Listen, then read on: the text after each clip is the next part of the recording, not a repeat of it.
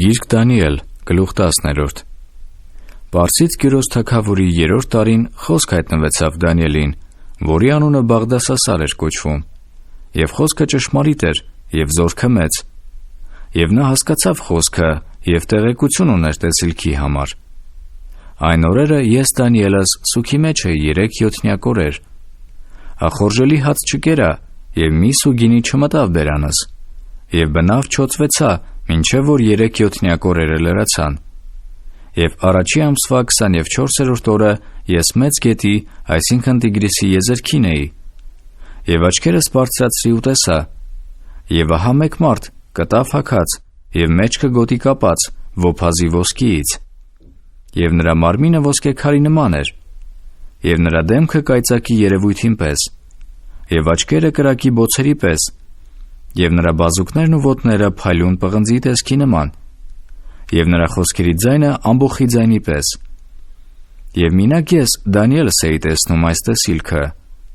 եւ այն մարդիկը, որոնք ինձ հետ էին, տեսիլքը չէին տեսնում, այլ մեծ երկյուղ ընկավ նրանց վրա եւ փախան թաքուստը։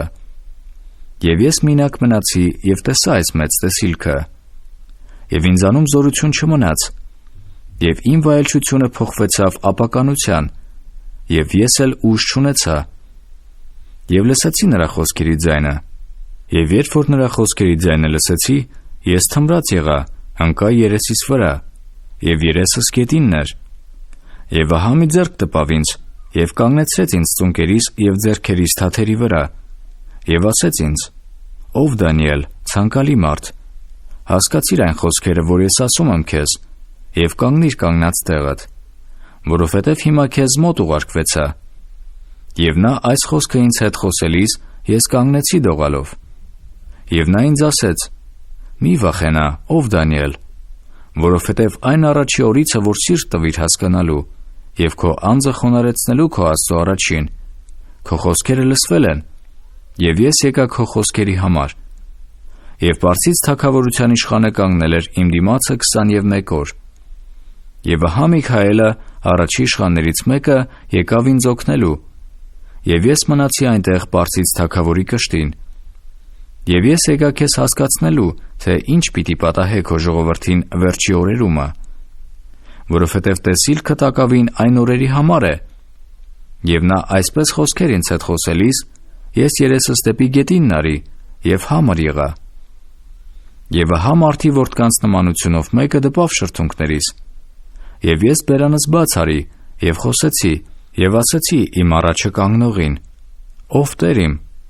այս տեսիլքովը ետ տարան դեպի ինձ իմ ցավերը, եւ ես էլ ուժ չունեցա,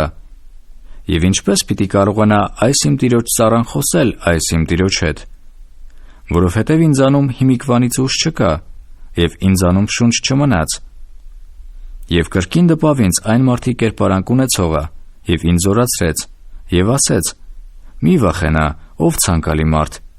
խաղաղություն քեզ, զորացիր, զորացիր»։ Եվ նա ինձ հետ խոսելիս ես զորացա եւ ասեցի. «Թող խոսե Տերս, որովհետեւ ինձ զորացրիր»։ Եվ նա ասեց. «Գիտես թե ինչու համար եկա քեզ մոտ,